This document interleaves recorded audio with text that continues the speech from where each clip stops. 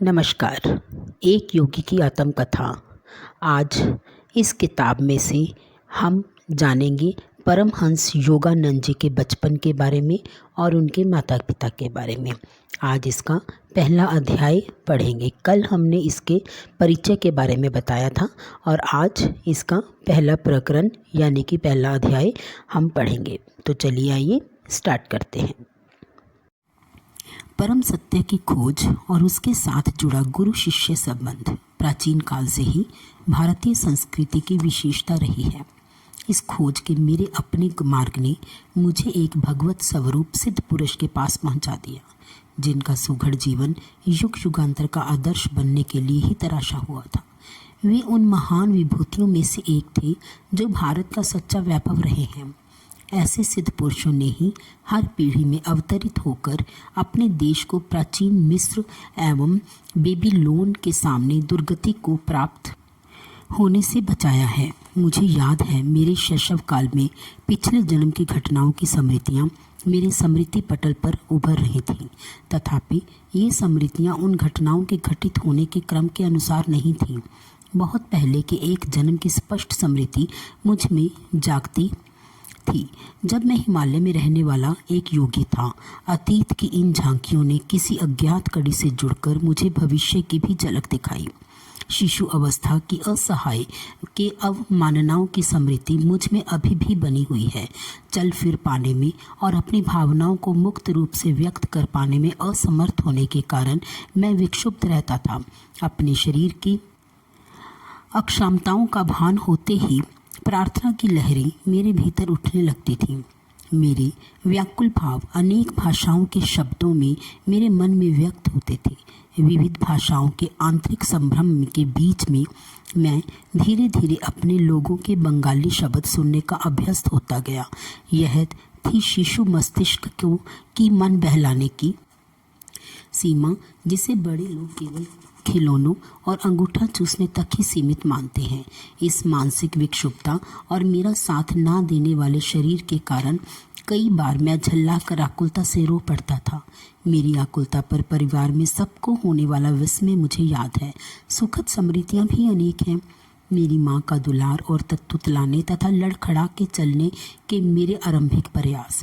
इन आरंभिक सफलताओं को सामान्यतः जल्दी ही भुला दिया जाता है, परंतु फिर भी ये आत्मविश्वास की स्वाभाविक आधारशिलाएं होती हैं। मेरी इन सदूरगामी स्मृतियों का होना कोई अपूर्व बात नहीं है।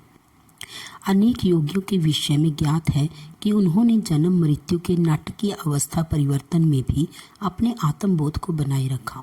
यदि मनुष्य केवल शरीर होता तो निसंशय उसकी मृत्यु के साथ ही उसका अस्तित्व समाप्त हो जाता, किंतु यदि युग युगांतर के सिद्ध महात्माओं ने सत्य प्रतिपादित किया है तो मानव मूलतः अशरीरी सर्वव्यापी आत्मा है।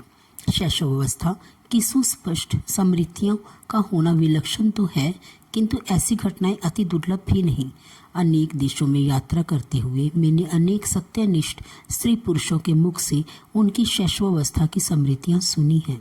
मेरा जन्म पूर्वोत्तर भारत में हिमालय पर्वत श्रेणी के निकट स्थित गोरखपुर में 5 जनवरी 1893 ईस्वी को हुआ था। वहीं मेरे जीवन के पहले 8 वर्ष व्यतीत हुए थे। हम 8 बच्चे थे, 4 भाई और 4 बहनें। मैं मुकुंद लाल घोष भाइयों में दूसरा और माता पिता की चौथी संतान था। मेरे माता पिता बंगाली क्षत्रिय थे। दोनों ही संत प्रकृति के थे। उनके शांत एवं शालीन दाम्पत्य प्रेम में कभी कोई अनर्थक व्यवहार व्यक्त नहीं हुआ था। माता पिता के बीच आपसी सामंजस्य चारों ओर चलने वाले 8 नन्हे जीवों के कोलाहल का शांत केंद्र था। मेरे पिता श्री भगवती चरण घोष स्वभाव से दयालु, गंभीर और कभी कभी कठोर थे। उनसे अत्यंत प्यार करते हुए भी हम बच्चे उनसे आदरयुक्त दूरी बनाए रखते थे। वे असाधारण गणितज्ञ और तर्कशास्त्रवेत्ता थे तथा मुख्यतः अपनी बुद्धि से ही काम लेते थे, किंतु माँ तो स्नेह की देवी थी और हमें केवल प्रेम के द्वारा ही सिखाती थी। माँ के देहांत के पश्चात पिताजी अपनी आंतरिक कोमलता अधिक स्पष्ट रूप से व्यक्त करने लगे थे।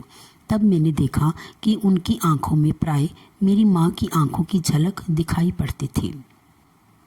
माँ के सानिध्य में हम बच्चों का बचपन में ही धर्म ग्रंथों के साथ कटु मधु परिचय हो गया था। अनुशासन की आवश्यकता पड़ने पर माँ रामायण और महाभारत से प्रसंगोचित कहानियाँ हमें सुनाती थीं। ऐसे अवसरों पर डांट और शिक्षा दोनों साथ साथ चलते थे। पिताजी के प्रति आदर के प्रतीक स्वरूप कार्यालय में से उनके घर आने पर उनका स्वागत करने के लिए शाम में माँ हम बच्चों को कपड़े आदि पहनाकर ध्यानपूर्वक तैयार करती थी। पिताजी भारत की तत्कालीन बड़ी कंपनियों में से एक बंगाल नागपुर रेलवे में उपाध्यक्ष के समक्ष पद पर कार्यरत थे। यात्रा उनके कार्य का एक हिस्सा थी। हमारा परिवार मेरे बाल्यकाल में अनेक शहरों में रहा। माँ गरीबों की सहायता के लिए सदा तत्पर रहती थी। पिताजी भी इस मामले में करुणापूर्ण दृष्टिकोण रखते थे, परंतु अपनी आर्थिक सीमा के अंदर ही व्यय करना पसंद करते थे। एक बार 15 दिनों में माँ के ने गरीबों को खिलाने में पिताजी की मासिक आय से अधिक रकम खर्च कर दी। इस पर पिताजी ने माँ से कहा, मैं तुमसे केवल इतना ही कहना चाहता हूँ, कृपा करके अपना दान धर्म उचित सीमा के अंदर करो। माँ को अपने पति की यह सौम्य उलाहना भी व्ययजनक लगी। बच्चों को किसी प्रकार का मतभेद का कोई आभास दिए बिना माँ ने एक घोड़ा गाड़ी मंगवाई। नमस्कार, मैं अपने मायके जा रही हूँ। प्राचीन धमकी। हम लोग चकित होकर विलाप करने लगे। उसी समय संयोगवश हमारे मामा वहां आ गए। उन्होंने पिताजी के कान में फुसफुसाकर धीरे से कोई परामर्श दिया। निसंशय सदियों से चला आ रहा कोई उपाय। पिताजी के कुछ संधिजनक स्पष्टीकरण के बाद माँ ने खुशी खुशी घोड़ा गाड़ी लुटा दी। अपने माता पिता के बीच मेरे द्वारा रखे गए एकमात्र विवाद का इस प्रकार अंत हुआ, परंतु एक विशेष संवाद मुझे याद आता है। कृपया अभी अभी घर पर आई एक असहाय महिला को देने के लिए मुझे 10 रुपये दीजिए। माँ की मुस्कुराहट में मनाने की अपनी एक शक्ति थी। 10 किस लिए? 1 रुपया काफ़ी है। पिताजी ने इसके साथ एक औचित्य समर्थन भी जोड़ दिया। जब मेरे पिताजी और दादा दादी की अचानक मृत्यु हो गई, तब मैंने गरीबी को पहली बार अनुभव किया था। मीलों चलकर स्कूल जाने से मेरा नाश्ता होता था केवल एक छोटा केला। कॉलेज पहुंचने तक मेरी अवस्था इतनी बुरी हो गई कि मैंने एक धनी न्यायाधीश से मासिक 1 रुपये की सहायता के लिए प्रार्थना की। उसने यह कहते हुए मना कर दिया कि 1 रुपया भी मूल्यवान होता है। उस 1 रुपये के मना किए जाने की आपको कितनी कड़वी याद है। माँ के हृदय से तत्काल तर्क उभरा। क्या आप चाहते हैं कि यह महिला भी आपके द्वारा इन 10 रुपयों को मना किए जाने की वैसे ही दुखद स्मृति अपने मन में रखे जिनको उसे तीव्र आवश्यकता है? तुम जीती। पराभूत पति की सनातन भाव भंगिमा के साथ पिताजी ने अपना बटुआ खोला और कहा, यह लो 10 रुपये का नोट। उस महिला को यह मेरी शुभकामनाओं सहित दे दो। किसी भी नए प्रस्ताव पर पहले नहीं कह देना पिताजी का स्वभाव था। इतनी सहजता से माँ की सहानुभूति जगाने वाले उस अपरिचिता के प्रति पिताजी का रवैया उनकी भावगत सतर्कता का एक उदाहरण था। तत्क्षण कोई बात स्वीकार कर लेने से अनिच्छा वस्तुतः सोच विचार के बाद निर्णय के सिद्धांत का पालन मात्र है। मैंने सदा ही देखा कि पिताजी उचित और संतुलित निर्णय देते थे। यदि मैं अपने अनेक अनुरोधों के पक्ष में 1-2 अच्छे तर्क प्रस्तुत कर देता तो वे सदा ही मेरी इच्छा पूरी कर देते, चाहे वह इच्छा छुट्टियों में भ्रमण यात्रा की हो या नई मोटरसाइकिल की। अपने बच्चों के बाल्यकाल में पिताजी अनुशासन में उनके साथ दृढ़ता बरतते थे, परंतु स्वयं किसी वैरागी की तरह सरल सात्विक जीवन व्यतीत करते थे। उदाहरणार्थ, वे कभी थिएटर नहीं गए, बल्कि विभिन्न आध्यात्मिक साधनाओं में और भगवत गीता पढ़ने में ही उन्हें आनंद आता था। उन्होंने सारे सुखोपभोगों का त्याग कर दिया था, यहाँ तक कि वे जूतों की एक जोड़ी का तब तक प्रयोग करते थे जब तक कि वह बिल्कुल ही प्रयोग न करने के योग्य न हो जाए। मोटर कारें साधारण चलन में आ जाने के बाद उनके बेटों ने कारें खरीद ली, परंतु पिताजी प्रतिदिन अपने ऑफिस जाने के लिए ट्राम गाड़ी की सवारी में ही संतुष्ट रहे। सत्ता या वर्चस्व प्राप्त करने के लिए धन संचय करने में पिताजी को कोई रुचि नहीं थी। कोलकाता अर्बन बैंक का गठन करने के बाद स्वयं अपने लाभ के लिए उसे शेयर कर रखने से उन्होंने इनकार कर दिया। उनकी इच्छा तो अपने अतिरिक्त समय में केवल अपने नागरिक कर्तव्य का निर्वाह करने की थी। पिताजी के पेंशन लेकर सेवानिवृत्त होने के कई वर्षों बाद बंगाल नागपुर रेलवे की बही खातों की जांच करने के लिए इंग्लैंड से एक अकाउंटेंट महोदय भारत आए। विस्मित जांच अधिकारी ने देखा कि पिताजी ने उचित समय पर अदा ना किए गए किसी बोनस के लिए कभी कोई आवेदन नहीं किया था। उन्होंने कंपनी को बताया, इन्होंने अकेले 3 आदमियों के बराबर काम किया है। पिछली क्षति पूर्ति स्वरूप इनका 1,25,000 रुपये कंपनी से निकलता है। कंपनी के कोषाध्यक्ष ने उक्त रकम का चेक पिताजी को भेज दिया, पर मेरे पिताजी ने इस घटना को इतना नगण्य माना कि वे परिवार को इसकी सूचना देना भी भूल गए। बहुत बाद में मेरे सबसे छोटे भाई विष्णु ने बैंक द्वारा दिए गए विवरण में इतनी बड़ी धनराशि जमा देखकर पिताजी से इसके बारे में पूछा। भौतिक लाभ में इतना उल्लसित क्यों हो? पिताजी ने कहा, संभाव को जिसने अपना लक्ष्य बना लिया हो वह ना तो किसी लाभ से उल्लसित होता है और ना ही किसी हानि से दुखी। वह जानता है कि मनुष्य इस संसार में खाली हाथ आता है और खाली हाथ ही जाता है। अपने वैवाहिक जीवन में पर्दापण करने के शीघ्र बाद ही मेरे माता पिता एक महान गुरु बनारस के लाड़ी महाशय जी के शिष्य हो गए। इस संपर्क से पिताजी के पहले से ही विरक्त स्वभाव और बल मिला। माँ ने एक बार मेरी सबसे बड़ी बहन रोमा को एक उल्लेखनीय बात बताई। तुम्हारे पिताजी और मैं संतान प्राप्ति के लिए वर्ष में मात्र एक बार पति पत्नी के रूप में साथ सोते हैं। पिताजी लाड़ी महाशय से अविनाश बाबू के माध्यम से मिले थे। अविनाश बाबू बंगाल नागपुर रेलवे के एक कर्मचारी थे। गोरखपुर में मेरे बचपन में अविनाश बाबू मुझे अनेक भारतीय संतों की मन को तल्लीन कर देने वाली कहानियाँ सुनाया करते थे। वे सदा अपने गुरु की श्रेष्ठ महिमा के विषय में श्रद्धापूर्वक कुछ ना कुछ कहकर ही अपनी कहानी समाप्त करते थे। तुमने कभी सुना है किन असाधारण परिस्थितियों में तुम्हारे पिताजी लाड़ी महाशय के शिष्य बने थे? गर्मियों के मौसम में एक अलसाई दिन में मैं और अविनाश बाबू मेरे घर के अहाते में बैठे थे। तब उन्होंने मेरी उत्सुकता जगाने वाला यह प्रश्न मुझसे किया। मैंने आशा भरी मुस्कुराहट के साथ ना में सिर हिलाया। तुम्हारे जन्म से कई वर्ष पहले मैंने अपने वरिष्ठ अधिकारी अर्थात तुम्हारे पिताजी से अपने गुरु का दर्शन करने बनारस जाने के लिए 1 सप्ताह की छुट्टी देने की याचना की, पर तुम्हारे पिताजी ने मेरी इच्छा का उपहास किया। उन्होंने कहा, क्या तुम धार्मिक कट्टरवादी बनना चाहते हो? यदि जीवन में आगे बढ़ना चाहते हो तो अपने काम पर ध्यान दो। झाड़ियों में से गुजरती एक पगडंडी से उस दिन उदास मन लिए मैं घर जा रहा था कि पालकी पर सवार तुम्हारे पिताजी से मेरी मुलाकात हो गई। उन्होंने पालकी और नौकरों को विदा कर दिया और मेरे साथ चलने लगे। मुझे सांत्वना देने के लिए वे सांसारिक सफलता के लिए प्रयास करने के लिए लाभ पर मुझे समझाने लगे, पर मैं उनकी बातें बेमन होकर सुन रहा था। मेरा हृदय बार बार यही पुकार रहा था, लाड़ी महाशय, मैं आपके दर्शन के बिना नहीं जी सकता। हम लोग चलते चलते एक सुनसान मैदान के किनारे पहुंच गए, जहां संध्याकालीन सूर्य की किरणें लहराती ऊंची जंगली घास पर चमक रही थी। हम लोग उस मनोरम दृश्य को देखने के लिए रुक गए। वहां उस मैदान में हमसे कुछ ही गज की दूरी पर मेरे महान गुरु अकस्मात प्रकट हो गए। उनका स्वर वातावरण में गूंज उठा, भगवती, तुम अपने कर्मचारी के प्रति अत्यंत कठोर हो। इसके साथ ही वे जिस रहस्यमय ढंग से प्रकट हुए थे उसी रहस्यमय ढंग से अंतर्ध्यान हो गए। मैं जमीन पर घुटने टेकर लाड़ी महाशय पुकार रहा था। कुछ क्षणों के लिए तुम्हारे पिताजी स्तंभित हो गए। अविनाश, मैं न केवल तुम्हें छुट्टी दे रहा हूँ बल्कि वाराणसी जाने के लिए मैं स्वयं भी छुट्टी ले रहा हूँ। तुम्हारी सहायता करने के लिए जब चाहे अपनी इच्छा के अनुसार प्रकट होने की शक्ति रखने वाले इन महान लाड़ी महाशय के दर्शन मुझे करने ही होंगे।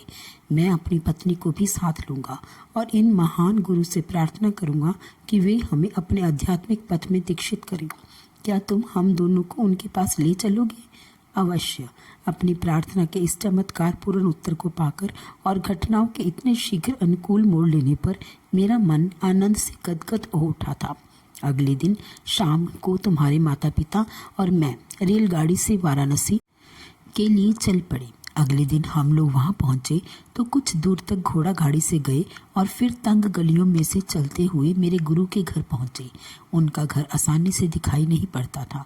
उनकी छोटी सी बैठक में प्रवेश करने पर वहां हमेशा की तरह पद्मासन में बैठे हुए गुरुदेव को हमने प्रणाम किया। उन्होंने अपनी हृदय वेधी आंखें झपकाई और उन्हें तुम्हारे पिताजी पर स्थिर कर दिया। भगवती, तुम अपने कर्मचारी के प्रति अत्यंत कठोर हो। 2 दिन पहले घास भरे मैदान में कहे हुए वही शब्द उन्होंने फिर से दोहराए। फिर उन्होंने आगे कहा, मुझे खुशी है कि तुमने अविनाश को आने की अनुमति दी और साथ में तुम भी अपनी पत्नी को साथ लेकर यहाँ आ गए। तुम्हारे माता पिता को अत्यंत आनंद हुआ कि गुरुदेव ने उन्हें क्रिया योग की दीक्षा दी। उस पवित्र दर्शन के अविस्मरणीय दिन से ही तुम्हारे पिताजी और मैं गुरु भाई के रिश्ते से घनिष्ठ मित्र रहे हैं। लाड़ी महाशय ने तुम्हारे जन्म में विशेष रुचि दिखाई थी। तुम्हारा जीवन निश्चय ही उनके स्वयं उनके जीवन के साथ जुड़ा रहेगा। गुरुदेव का आशीर्वाद कभी निष्फल नहीं होता। मेरे जन्म के थोड़े ही दिन बाद लाड़ी महाशय ने इस जगत से प्रस्थान कर लिया। पिताजी का जहाँ जहाँ भी स्थानांतरण होता था वहाँ वहाँ लाड़ी महाशय की एक सुंदर अलंकृत फ्रेम में सजी हुई फोटो हमारे पूजा घर में देवताओं के चित्रों और मूर्तियों के साथ विराजमान रहती थी। लगभग रोज ही सुबह और शाम को माँ और मैं उस पूजा वेदी के सामने ध्यान लगाकर बैठते थे और चंदन सिक्त पुष्प अर्पण करते थे। धूप और गूगल के साथ साथ अपनी संयुक्त भक्ति द्वारा हम उस ईश्वरत्व की पूजा करते थे जो लाड़ी महाशय में पूर्णतः अभिव्यक्त हुआ था।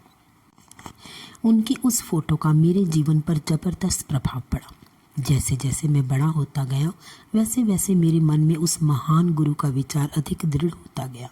ध्यान में प्राय मैं देखता कि उनकी छवि उस छोटे से फ्रेम से बाहर आ गई है और जीवित रूप धारण कर मेरे सामने बैठ गई है। जब मैं उनके ज्योतिर्मय शरीर के चरणों का स्पर्श करने का प्रयास करता तब वे बदलकर पुनः चित्र बन जाते। जब मैंने बाल्यावस्था से किशोर अवस्था में प्रवेश किया तो देखा कि फ्रेम में जकड़ी लाड़ी महाशय की छोटी सी छवि मेरे मन में जीवित ज्ञान प्रदायिनी उपस्थित बनकर विराजमान हो चुकी थी। किसी उलझन या परीक्षा की घड़ी में मैं प्राय उनसे प्रार्थना करता और अपने अंतर में उनका सांत्वनादायक मार्गदर्शन पाता। पहले पहले तो मुझे दुख होता था कि वे शारीरिक रूप में जीवित नहीं थे, किंतु जैसे जैसे मुझे उनकी गुप्त सर्वव्यापकता का पता चलता गया वैसे वैसे मेरा दुख कम होता गया। अपने उन शिष्यों को जो उनके दर्शन के लिए अति ललायत रहते थे वे प्राय लिखा करते थे, जब मैं सदा तुम्हारे कूटस्थ यानी दिव्य दृष्टि की पहुंच में हूँ तो मेरे अस्थि मांस को देखने के लिए आने की क्या आवश्यकता है। लगभग 8 वर्ष की आयु में मुझे लाड़ी महाशय की फोटो के माध्यम से चमत्कारी स्वस्थ लाभ का आशीर्वाद प्राप्त हुआ। इस अनुभव ने मेरे प्रेम को और भी अधिक उत्कट कर दिया। जब मैं बंगाल में इच्छापुर में अपने पारिवारिक घर में रह रहा था तब मुझे हैजा हो गया। मेरे बचने की कोई आशा नहीं रही। डॉक्टर कुछ भी नहीं कर पा रहे थे। मेरे बिस्तर के पास बैठी माँ ने भाव विहलता से अतिरेक के साथ मेरे सिर के ऊपर टंगी लाड़ी महाशय की फोटो की ओर मुझे देखने का इशारा किया। उन्हें मन ही मन प्रणाम करो। वे जानती थी कि प्रणाम करने के लिए हाथ उठाने की शक्ति मुझ में नहीं बची थी। यदि तुम सचमुच अपनी भक्ति प्रकट करोगे तो अपने अंतर में उनका चरण स्पर्श करोगे तो तुम्हें जीवन दान मिल जाएगा। मैंने उनकी फोटो की ओर देखा तो वहाँ आंखें चंधियाने वाला प्रखर प्रकाश दिखाई पड़ा जिसने मेरे शरीर और पूरे कमरे को अपने में समा लिया। मेरी चिचमिचलाहट और अन्य अनियंत्रणीय लक्षण समाप्त हो गए। मैं स्वस्थ हो गया। तत्क्षण ही मुझ में इतनी शक्ति आ गई कि अपने गुरु में अपार श्रद्धा रखने वाली माँ का मैंने झुककर चरण स्पर्श किया। माँ बार बार उस छोटी सी फोटो पर अपना माथा टेक रही थी। हे सर्वव्यापी गुरुदेव, मैं आपकी कृतज्ञ हूँ कि आपके आलोक ने मेरे पुत्र को अच्छा कर दिया। मैं समझ गया कि उन्होंने भी उस तेजोमयी ज्योति का दर्शन किया था जिसकी महिमा से मैं उस साधारणतः प्राण घातक साबित होने वाली बीमारी से एकाएक अच्छा हो गया था। मेरे पास कुछ भी अनमोल चीज़ें हैं, उनमें से वह एक फ़ोटो भी है। स्वयं लाड़ी महाशय द्वारा पिताजी को दी गई यह फ़ोटो एक पवित्र संबंधन से युक्त है। इस फोटो के पीछे भी एक चमत्कारिक कहानी है। मैंने यह कहानी पिताजी के गुरु भाई काली कुमार राय से सुनी थी। ऐसा प्रतीत होता है कि लाड़ी महाशय को अपनी फ़ोटो खिंचवाना अच्छा नहीं लगता था। एक बार उनके विरोध के बावजूद उनकी और उनके कई शिष्यों की, जिनमें काली कुमार राय भी शामिल थे, एक सामूहिक फ़ोटो खींची गई। पर उस समय फोटोग्राफर के आश्चर्य की सीमा न रही जब उसने देखा कि उस फोटो में सब शिष्यों के चित्र तो एकदम स्पष्ट दिखाई दे रहे थे, परंतु बीच में जहां उसने लाड़ी महाशय का चित्र होने की सार्थक आशा की थी, कोई आकृति नहीं थी। वह स्थान बिल्कुल खाली था। इस विस्मयकारी घटना पर खूब चर्चा हुई। एक शिष्य गंगाधर बाबू ने, जो एक कुशल फोटोग्राफर थे, डींग मारी कि लाड़ी महाशय चाहे जो कर लें, वे उनकी फ़ोटो अवश्य खींच सकते हैं।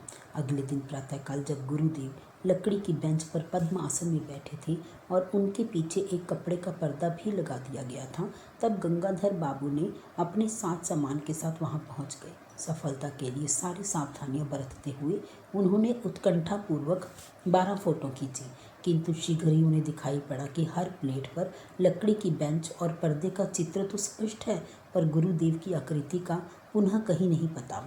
गंगाधर बाबू का अभिमान चूर चूर हो गया। अश्रु बहाते हुए वे दौड़े दौड़े लाड़ी महाशय के पास पहुंचे। कई घंटों के बाद लाड़ी महाशय ने इस सार गर्भित वाक्य के साथ अपना मौन तोड़ा। मैं ब्रह्मा हूँ, क्या तुम्हारा कैमरा सर्वव्यापी अगोचर का चित्र खींच सकता है?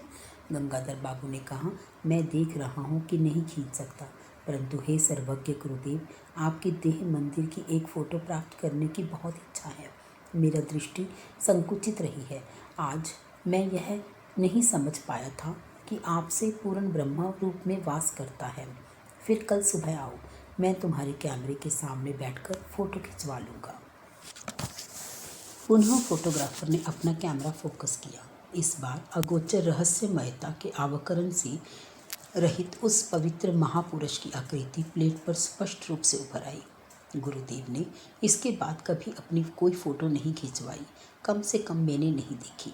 वह फ़ोटो इस पुस्तक में छपी है। सांचे में ढली लाड़ी महाशय की मुखाकृति से कुछ पता नहीं चल पाता कि वे किस कुल वंश के थे। उनकी रहस्यमय मुस्कान में ईश्वर साक्षात्कार के आनंद की कुछ कुछ झलक दिखाई देती है।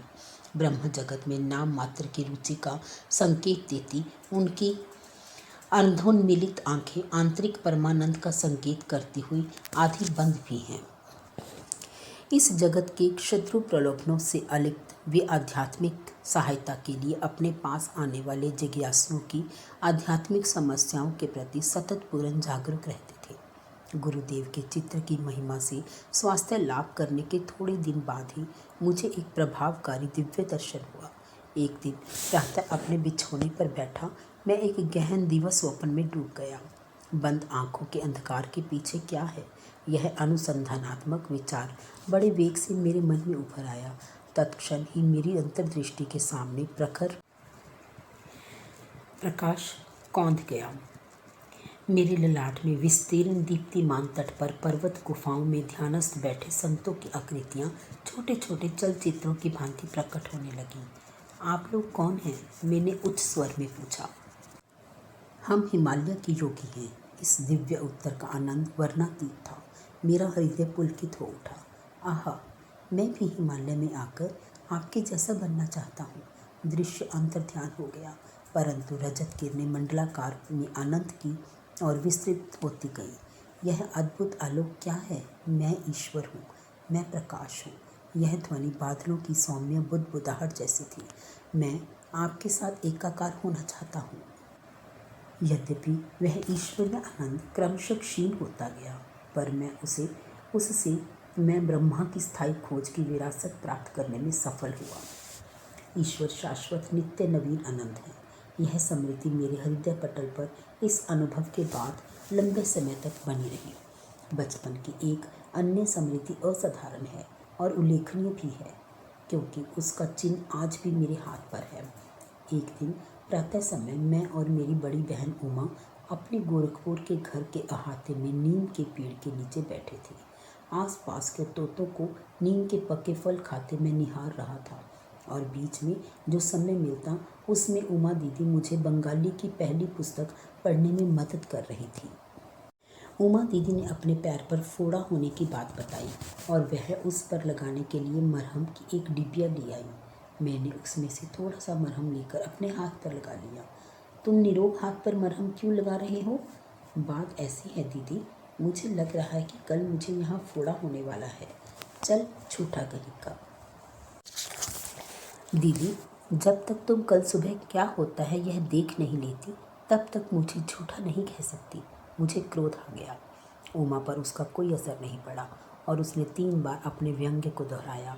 एक दृढ़ निश्चय मेरी आवाज़ में ध्वनित होने लगा जब मैंने धीरे धीरे कहना शुरू किया। मैं अपनी इच्छा शक्ति के बल के साथ कहता हूँ कि कल मेरे हाथ पर इसी जगह एक काफ़ी बड़ा फोड़ा निकल आएगा और तुम्हारा फोड़ा सूजकर दुगना हो जाएगा। सुबह मेरे हाथ पर एक बहुत बड़ा फोड़ा निकल आया और उमा का फोड़ा आकार में दुगना हो गया। मेरी बहन चीखती हुई माँ के पास भागी।